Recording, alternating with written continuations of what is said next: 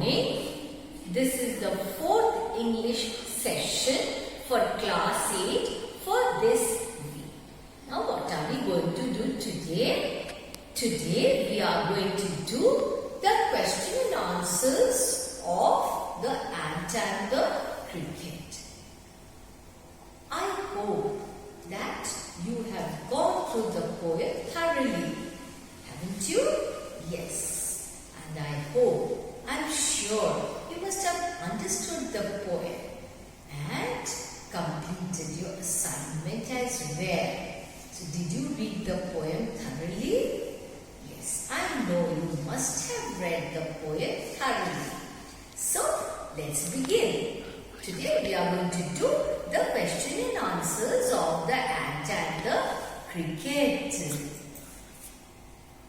This is the first question. Let's have a look at it. The cricket says, "Oh, what will become of me?" When does he say this and why? What will become of me means what is going to happen to me. Who says this?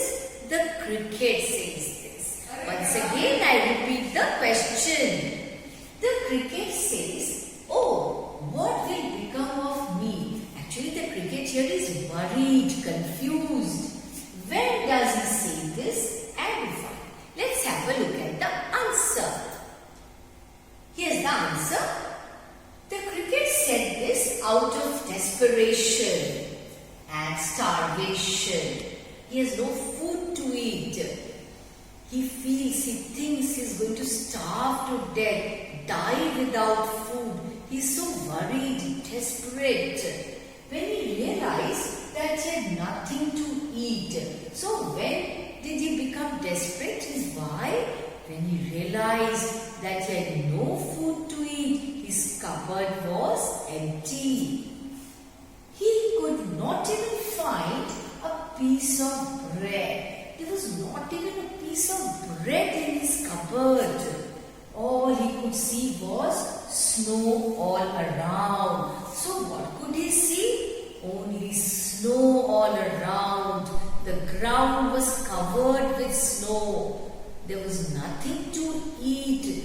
Remember, the trees were bare. No flowers, no fruits, no leaves on the trees. That is why the cricket is very much desperate and worried here. Okay, once again I will repeat the answer. The cricket said this out of desperation and starvation. So he says this out of desperation and starvation. When he realized that he had nothing to eat, when does he say this? When he realized that there was no food for him. He could not even find a piece of bread. There's not even a piece of bread for him to eat. All he could see was snow all around. So what could he see all around? Only snow all around. Nothing to eat. I hope you have understood this question answer. So we move on to the next question. Let's have a look at the next question. Find the lines in the poem that mean the same as neither a borrower nor a lender be. So what does this line in the poem mean? Neither a borrower or a lender. Remember, I told you ants neither lend nor do they borrow. They lead an independent life, a disciplined life. I hope you remember that. Yes, now let's have a look at the answer. Here's the answer. The lines are, but we ants never borrow, we ants never lend. Remember, I told you when I was teaching that poem to you, what did I tell you? Ants do not lend, they do not borrow. They are absolutely independent. They are very clever. No, they store food for the winter months. They lead a well-planned, organized life. Once again, I repeat the answer for you. The lines are, but we ants never borrow, that is, they never borrow anything from anyone. We ants never lend, they do not lend anything to anyone. So they neither lend nor do they borrow. That's the answer. I hope you understood the answer. So now let's move on to the next question. Here we have the next question for you. Dad tells the cricket to dance the winter away. So what does the ant tell the cricket when he approaches him for food and shelter? Yes, the ant tells the cricket, why don't you go and enjoy the way you did in summer? Go and dance, go and sing. See, look at his sarcasm here. Okay, now do you think the word dance is appropriate here? If so, why? So now let's have a look at the answer. Here's the answer for you. The ant is sarcastic when he tells the cricket to dance the winter away. See, actually he's taunting him, telling him to go and dance the winter away. Go and enjoy. You have enjoyed the entire summer season. Why don't you go and enjoy the entire winter season as well? So what's the problem? That's what the ant tells the cricket. During summer, the cricket had spent all his time in singing. So what did the cricket do during summer? He simply wasted his time. What did he do? He was singing songs, enjoying the entire summer season. He did not bother to save food for the summer months. So the ant advised him to dance during winter, that is, go and enjoy during winter and spend all his time in the same manner. So what does the cricket tell the ant? The ant tells the cricket, why don't you go and enjoy? What are you worried for? Go and enjoy the same manner as you enjoyed in summer. Once again, I repeat the answer for you. Dad is sarcastic when he tells the cricket to dance the winter away. See, he tells him go and dance. The ant tells the cricket. During summer, the cricket had spent all his time in singing. That's what he did in summer, you remember? So the ant advised him to dance during winter and spend all his time in the same manner. So what does he do? Yes, he's very much worried, very much confused. Now let's have a look at the next question. Here's the next question for you. What is your opinion of the ant's principles? What is your opinion of the ant's principles? Now let's have a look at the answer. Let's have a look at the answer. Yes. So here we have the answer for you. Here's the answer for you. The ant lives a life of self-sufficiency. It's self-sufficient. Why do you think the ant is always self-sufficient? Because it plans about the future. It saves for future because it is very much required. You never know. Today may be very good, very comfortable, but tomorrow, you never know what's going to happen tomorrow, what's going to happen in future. So it's very important to save for future.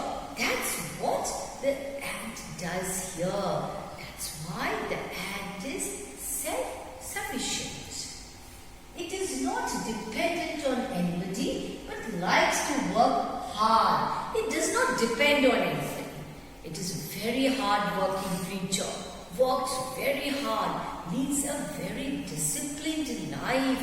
That is why ants do not face any problem at any point in time. It is far about its future also.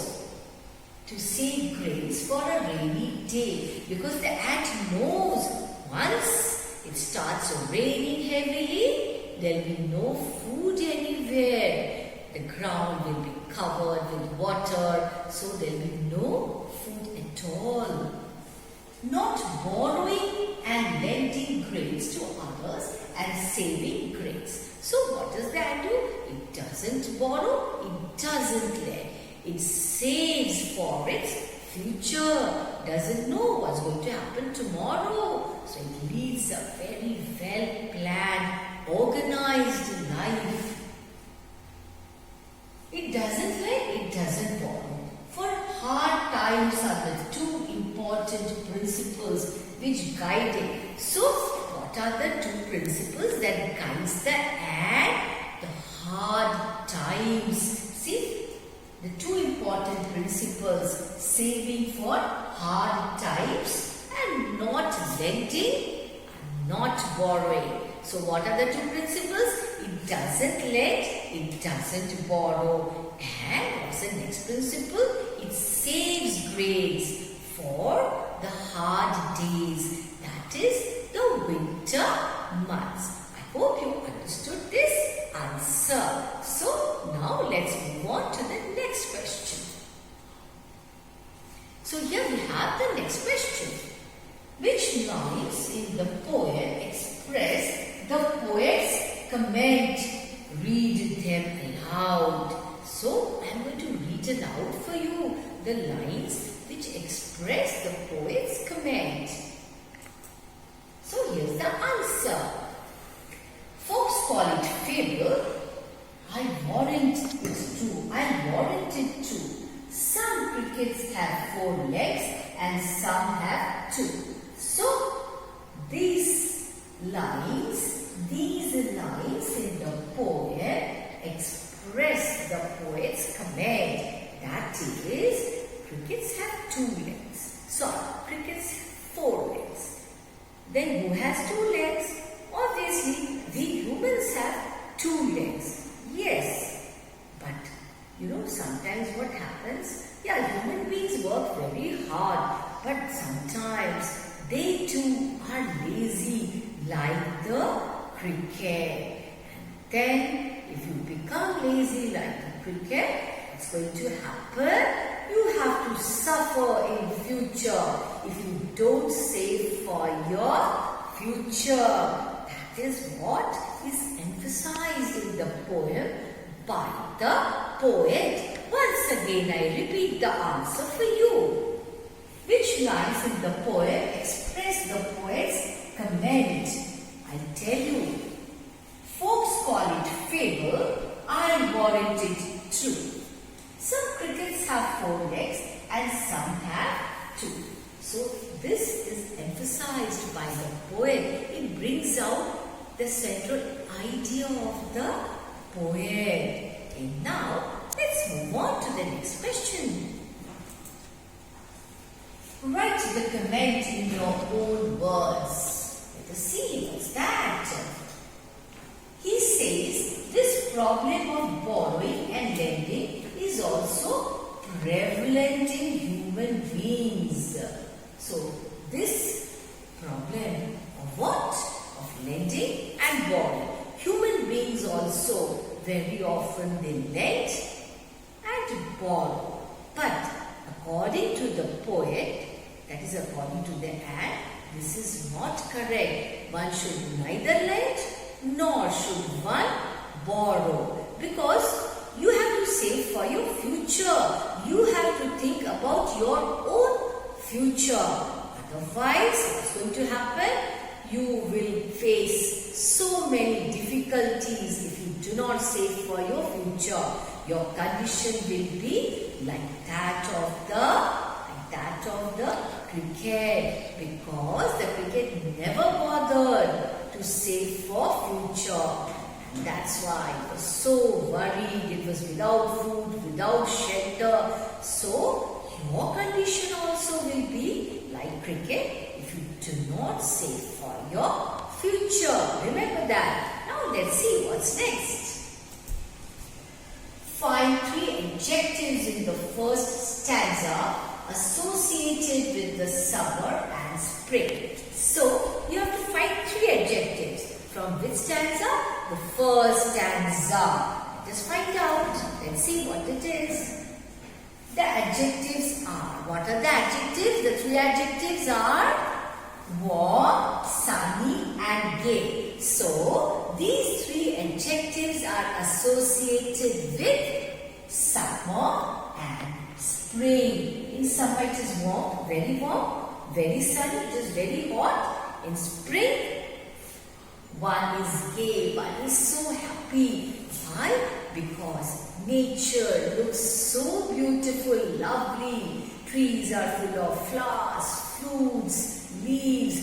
Nature looks so beautiful. So these are the 3 adjectives: warm, sunny and gay, associated with summer and spring.